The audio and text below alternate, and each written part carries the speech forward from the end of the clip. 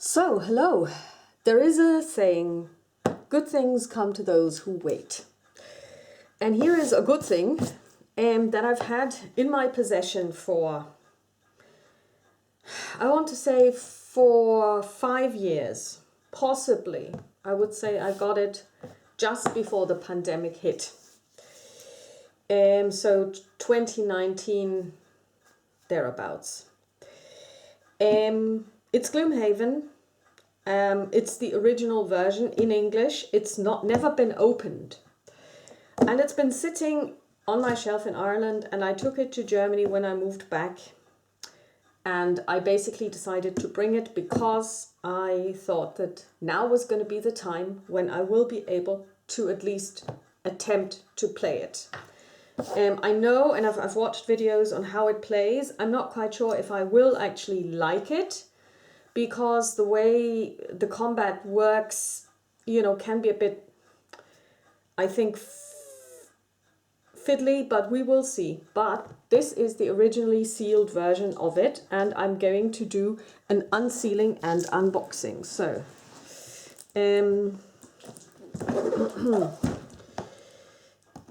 I'm going to need scissors for this, or at least, well, yeah, I'm going to take scissors.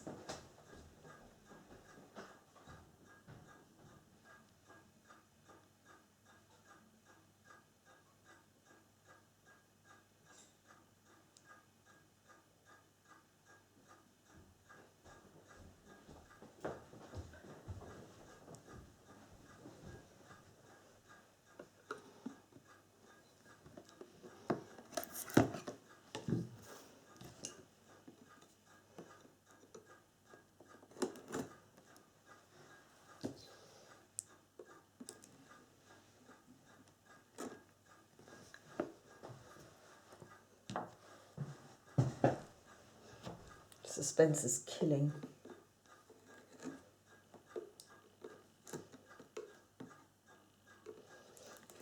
And I'll let you know that this is a super heavy box. Let's see.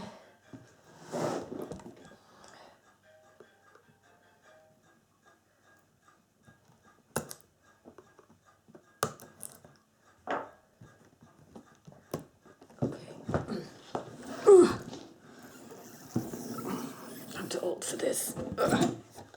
Okay. So, this is the first thing you will see. Gloomhaven, the rulebook. Stop. If you'd prefer to watch a video explanation of the rules, please visit this QR code.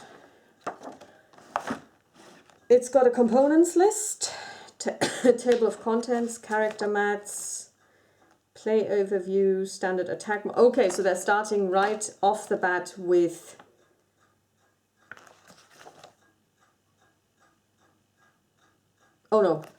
with combat. Okay. The following section will teach you the mechanics for playing through an individual scenario using the first one of the scenario book, Black Barrow, as an example. That's interesting. I would have expected to not start with combat right away, because I understood that this is a storytelling as well. Okay, so this is essentially telling you how to do, oh my god, I mean, you can already tell how fiddly this is going to be if you have like 29, 31, 33, 34 pages explaining how to set up and fight a battle. Party sheet, character sheet, personal quest card, playing a campaign.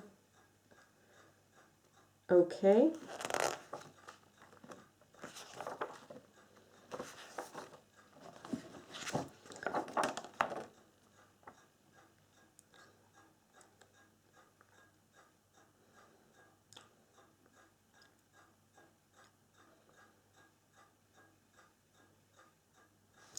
Okay, so essentially you would start with pages 41 to 47, because that's when it tells you how to actually play scenarios linked together. So there may be less of a story in here than I had thought. Okay, so essentially, this is the scenario book. Here's the Black Barrow. And here we have the stickers which go onto this mat, which is going to turn into a map.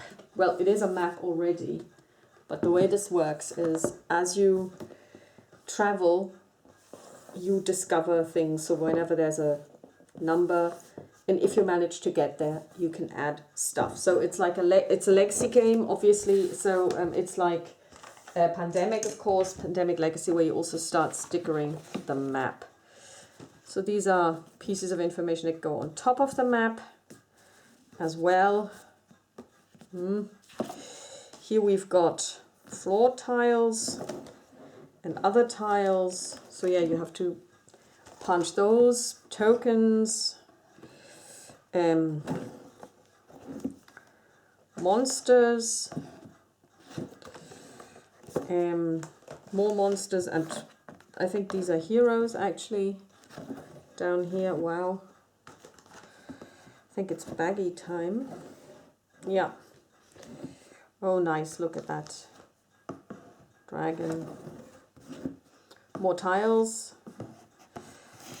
Okay, so you have plenty of tiles. Whoops. Now we get the sheets. A, B. So this is the party sheet where you basically give your party a name, what they have achieved, the town records. I have no idea what this is, but it's beautiful artwork. ABX, put this to the side. Here you've got counters.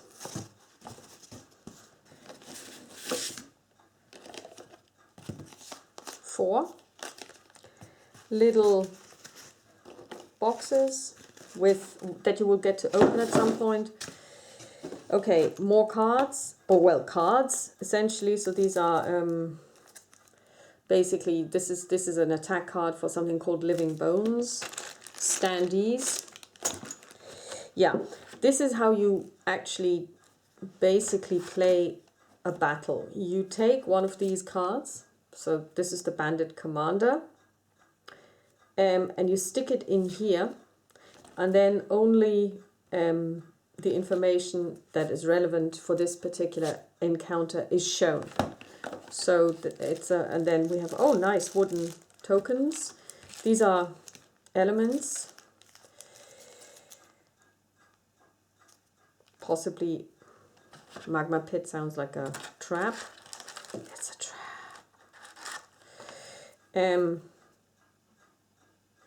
These are individual what you call it, goals, like Streamliner. Have 5 or more total cards in your hand and discard at the end of the scenario. So here we have combat cards, basically +0, so they modify your combat, your attack. More of those. Boots of Levitation, so basically you also can get, if you can afford it and if it's available, you can get loot, you can get items, more items. These are the encounter cards, as it were, where you also have to make a decision. And you shouldn't be looking at these unless you're told to. I mean, it's a little less obvious than it is in, let's say, Pandemic, where you're actually clearly told when to open what and what not to look at. So let's put these back. And am I surprised that this is now not fitting anymore? Of course not, because things never fit back in. So, yeah,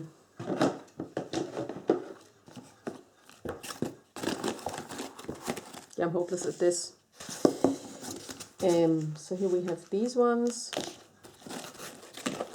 And now the big question is, what are these? And I believe that these are the actual characters, because it is supposed to play a little bit like an RPG, where you have like a character that you play. And also the characters get, they get to level up, they gain experience, they become more skilled, but also at some point they will be retired. So after a while, when they have achieved certain things, they will get retired. So let's see.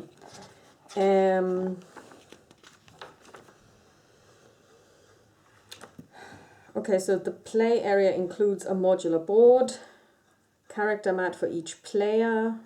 Okay, but for this you actually need to get the character. So I'm not quite sure where they will tell you how to become a character.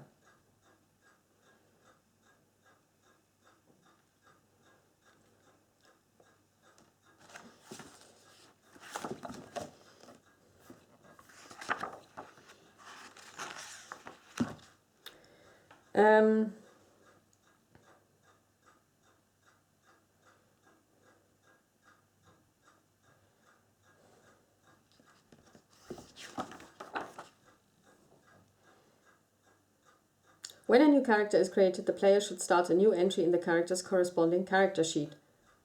As players play through the campaign, they will need to keep notes on what experience gold items. Okay, so basically this one is the brute, and I believe we could possibly match this.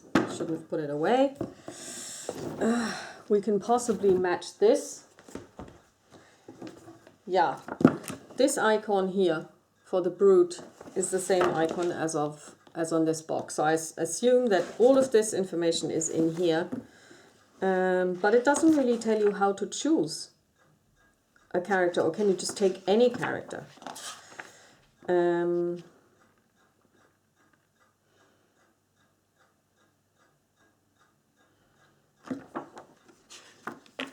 Because I mean, they start off with attack and, you know, combat and what to do with it, but they don't tell you who is going to be playing, who's going to be the... I mean, whoever wrote this should be shot, because it doesn't make any sense, because you start by explaining how to fight. But I mean, how do you choose who you're going to play?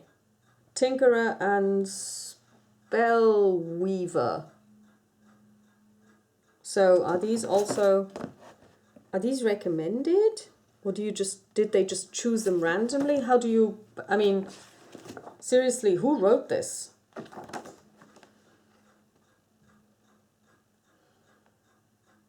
Yeah, okay, I'm already not liking this because I think this is really ridiculous.